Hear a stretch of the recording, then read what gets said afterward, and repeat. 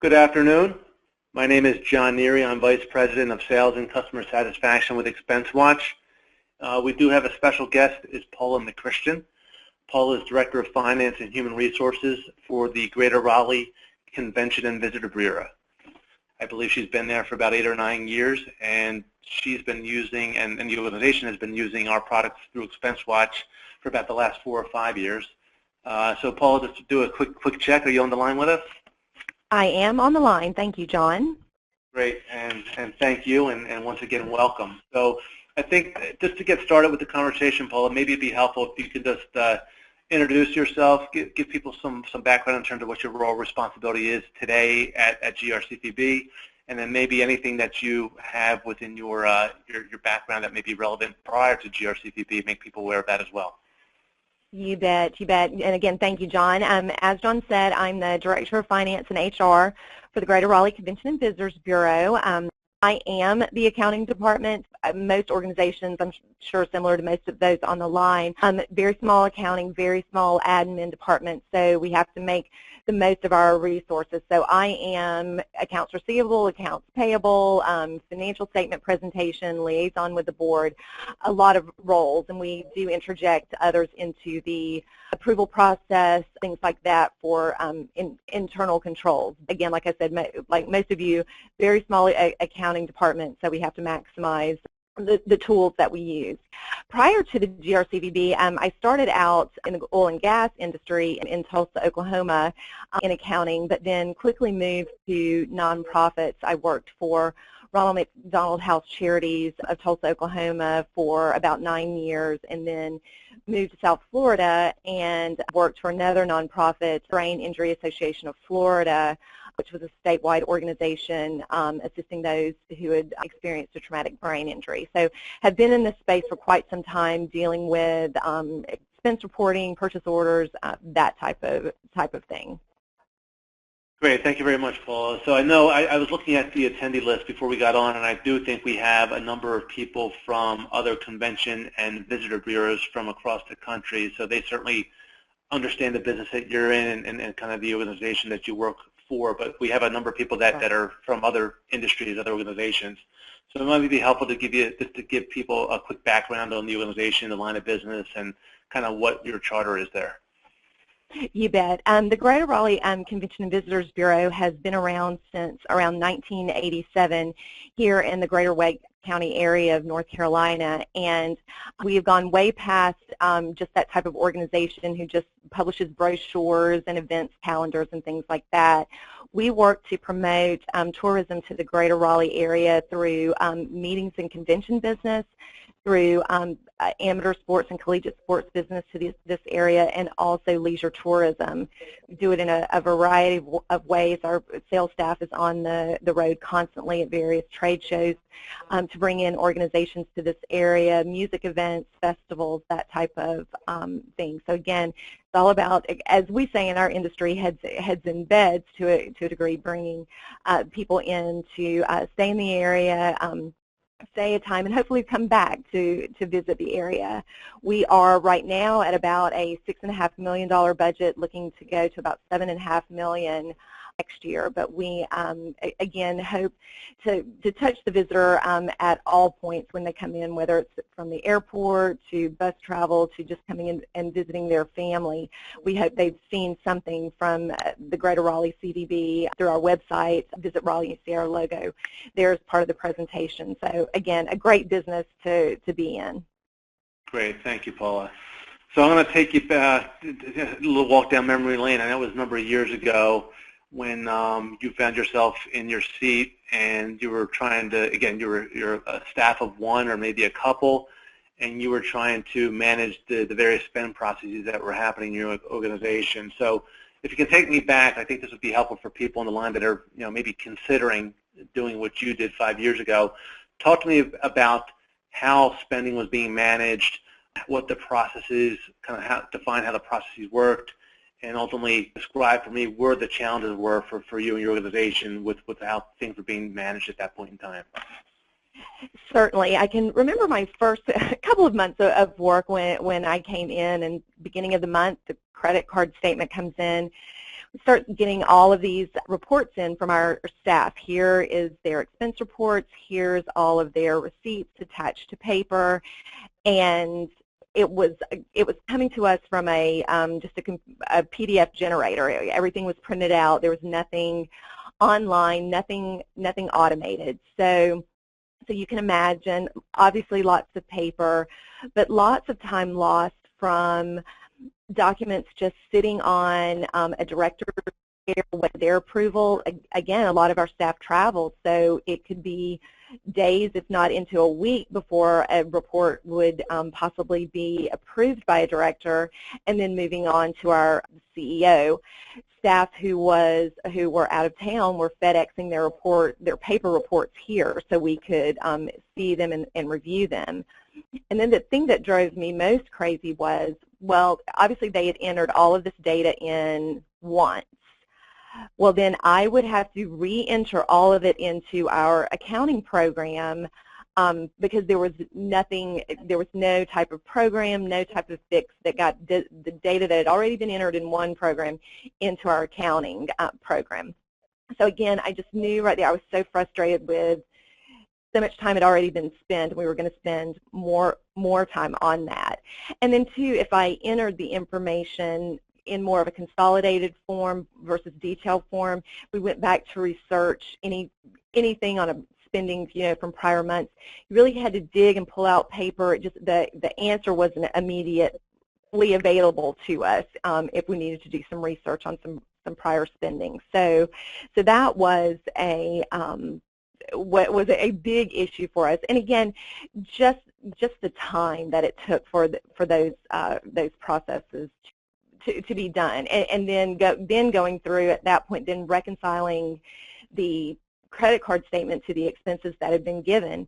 Maybe one of the staff members missed an expense, so I'd have to go back to them, get that receipt, find out what that was, enter it, take it through the approval process. Again, hand walking it through everyone, or even possibly trying to email them to catch them to send them this information if they were out of town and obviously weren't at their desk.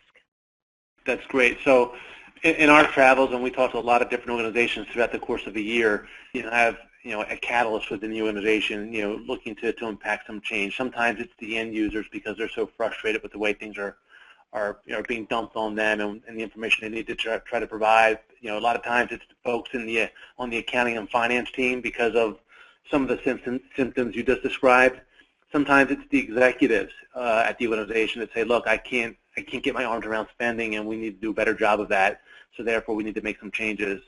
At your organization, Paula, would you say that the driving force behind looking for an alternative way to managing spending really came from yourself and the finance team, or was it some other constituent? It really was me and the finance team, and of course with some talking with just the users. And I thought there has to be a better way.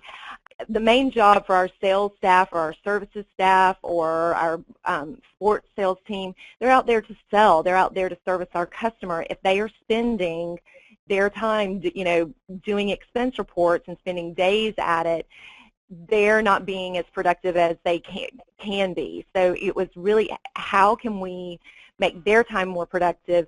And I knew just from my standpoint, in the time of going through data, entering the data in, reconciling the data, it was days, if not it could turn into weeks before a credit card statement would finally be reconciled and paid. And I just knew there had to be a better way. We just had to do something better and start researching alternatives.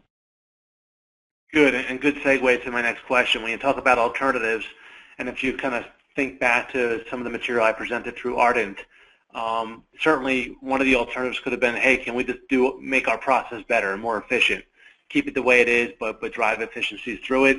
Certainly there was the consideration for technology, and there may have been other things you considered. So could you just talk the audience through what considerations you made when you determined, like, look, we can't manage this any further, and we need to do something differently?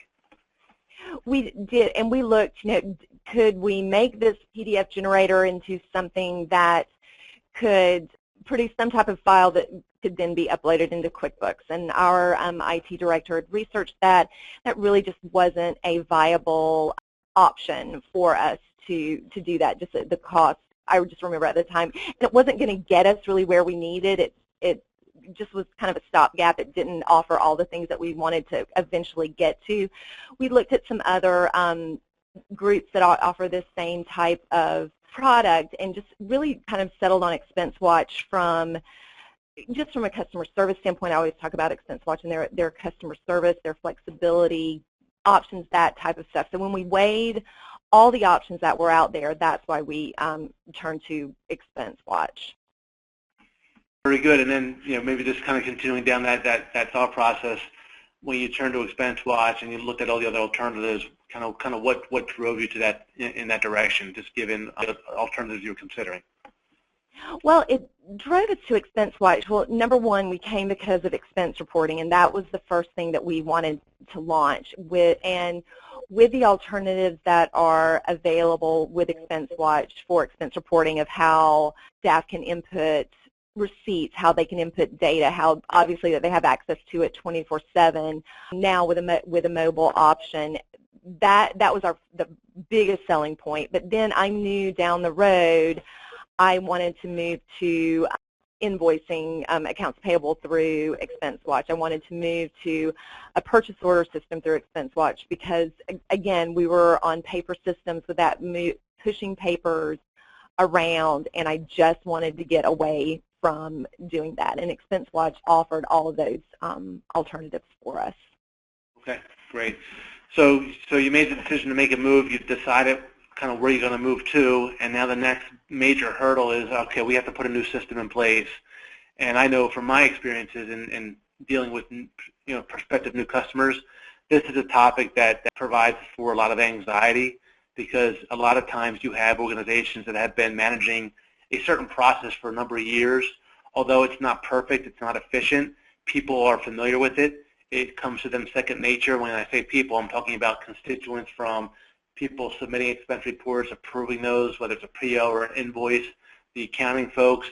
Everybody understands what it is, and now you're going to impose change on them, and it's part of human nature. People resist change. So what were some of your fears when you went forward and decided to go with ExpenseWatch, and really just talk freely about the implementation process, how it was managed, what went well, what didn't go well, anything you'd change or suggest people consider if they're going to embark upon a project like this? Well, my biggest fear at any time, and I think so often with all of us, it's like, well, here's a new program, here's a new system, you have to learn it, here's the new login, here's all of that. And I was so worried about, here's one more system for the staff to learn, but I knew in the end, once we put it in place, that it would in the end save so much time. And then just having been a part of other program launches, things like that, in other parts of my career that didn't always go so smoothly. You always have that, uh-oh, what's going to go wrong here? But our experience with ExpenseWatch was fantastic from day one, and I do always say that ExpenseWatch spoils you for other companies you may deal with if they don't have the same type of onboarding system. The process was just seamless for us. When our first initial calls with customer support, here's the process, here's the steps, we got certain things accomplished, call one, we knew what our action items were, we moved through the process, and then on to launch. We talked about our team, how obviously when all of our companies, our staff members use technology in different ways. Some are more tech savvy than others. The ExpenseWatch team was really helpful in talking about their product and how it could be used by our each individual users in the way it would be best for them. So I really appreciated ExpenseWatch there. We had one initial problem when we launched. We had a certain type of credit card with Bank of America. We had an issue with the feed that comes from Bank of America to ExpenseWatch in that initial setup. The team at ExpenseWatch helped us through that whole process with Bank of America in getting that feed corrected, just everything we needed. They didn't leave us on our own to go, well, you guys figure that out and come back to us when you have that done. So I really appreciated that at the time. But they were with us through when we launched and had everyone in a conference room to launch the system and then go back to their respective desks and work on the system. And it has been great ever since. And I would say anytime we have an issue, anytime we have a problem, it's a quick email or phone call to ExpenseWatch, and they help us through that. And they do listen to our staff members and myself if we have comments or suggestions or something isn't working. Or even this past week, we have a new staff member who's taken on some managerial roles. I needed to input him into the approval process for certain things. Easy done. It's certainly not something that was new to ExpenseWatch, and they were able to help me through that. So it has really been a system that has worked well for all of our users and for me. Great. We certainly appreciate the kind words, Paula. When you talk about now, post-implementation, and now you've been using the products for several years, and really using the complete offering like you suggested previously, where you initially adopted expense reporting, and that was your main focus, but then about a year later, you went forward and automated the procurement and payables process as well. Talk either specifically to a process or generically across the platform about where you've seen the most tangible return for your organization. You bet. One of the things I would say was I wish that I would have, knowing what I know now, I wish that I would have launched everything at the same time just because of the time that it saved me. But one of the things, again, the biggest savings for us is time. With approval of expense reports, we get things done so much more quickly than we have in the past. Yesterday, it was icy here in Raleigh, and of course we shut down, but everyone was able to be productive. Purchase orders were being done, submitted, expense reports were being approved, just while everybody was at their respective homes. One thing that has really helped us, again, when we started doing accounts payable and invoicing through, again, it's really from a time frame of things move much more quickly through the approval process. And again, what I like is a very transparent approval process. Our auditors love it, to say the least, so that they can see how things have moved through that process. From a procurement standpoint, again, this is another area that saved us a tremendous amount of time. We truly were on a paper system before, and now having the process through ExpenseWatch, we go through, again, the proper approvals for all of our directors. It goes through our CEO, obviously able to match invoices once they come in against the PO. So again, that's wonderful, and it's really tightened up a process for me as far as information that I'm available to give to our directors and CEO as far as budget versus actual, what we've spent, and really kind of what is remaining to be spent, what is out there on a purchase order that just has yet to be paid out. So then our directors can see what they have, what money may still be available in their budget to make business decisions on. It's made that process so much quicker for me, which is, again, has been a wonderful insight to be able to give them that information. And again, we are governmental, nonprofit realm, so again, that transparency of having everything before a purchase is made, having that approval is very, very important to us. It's also given us an area of, there's some approvals not even just based on dollar amount, but our IT director, if someone's purchasing something that would be IT related, he has to approve that. So a purchase order automatically goes to him for that. If it's promotional items, regardless of the cost or what department is purchasing it, our marketing director needs to see that requisition because to make sure that it meets our branding and some certain requirements. So it's really helped in that regard as well, that all the proper approvals are being done from a purchasing standpoint. But again, it's really made the process very seamless, and at the bottom line has helped us provide better reporting to our directors and CEO to help make business decisions. Awesome. Appreciate the information, Paul. Very, very helpful. Just two more quick questions, and then we're gonna let you go here. The first, you've been working in the platform for 5 years or so. Help people understand how difficult or how easy is it to administer, how much time is associated with managing the system. And you already kind of touched on what the support relationship is with our organization, but anything you think you want to add around just overall overhead associated with the system in itself?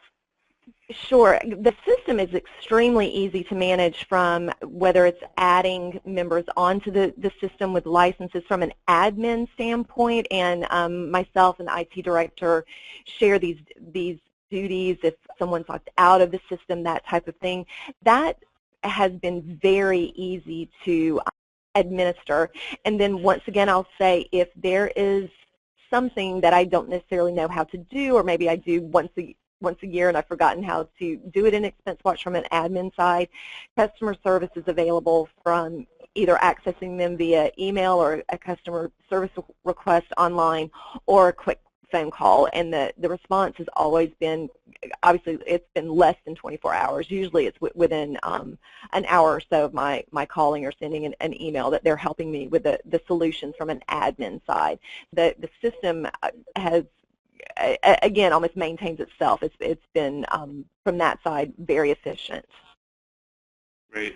And just to close out the conversation, is there anything you think would be helpful to share with folks that are maybe making the same consideration now? Any recommendations? Any things you may do differently, knowing what you know now? Any words of wisdom to pass on? Oh, well, number one, I do it quicker than I had. I wouldn't wait a couple of years. I was here before moving into that. But I would just say, look at what you're doing now, and if it is a paper system, if it is paper being moved from one person to the other, this system will really help in that regard. It will help with your approval process, helps with the downtime. You can be productive from anywhere you are. If you have your computer or phone, you are able to be on ExpenseWatch and be productive, and business continues. So again, it's been very productive. I know our CEO would say it. He often recommends it when he is at various CEO conventions in the DMO world. He constantly talks about ExpenseWatch. And then too, and I noted before, our auditors are even impressed with the program just from when they sit with me and want to see certain transactions. I pull ExpenseWatch up for them. They want to see an expense from October 2015 for one particular staff member. I can pull it up. They see the approval chain, and that's big in our world, especially with transparency and being a little bit on the governmental side. We have to be able to show where we're spending our monies, and ExpenseWatch helps us in that regard. Excellent. So, Paul, very much appreciative of you taking the time to share your experiences. I know it's always helpful to us, but hopefully for the folks on the line, it's been extremely helpful to kind of gain firsthand, knowledge through somebody who's kind of gone through the process, maybe sitting in the same chair they're sitting in today, and then can talk about the experience in total. So, can't thank you enough for taking the time and sharing that with us today. My pleasure, John. Thank you.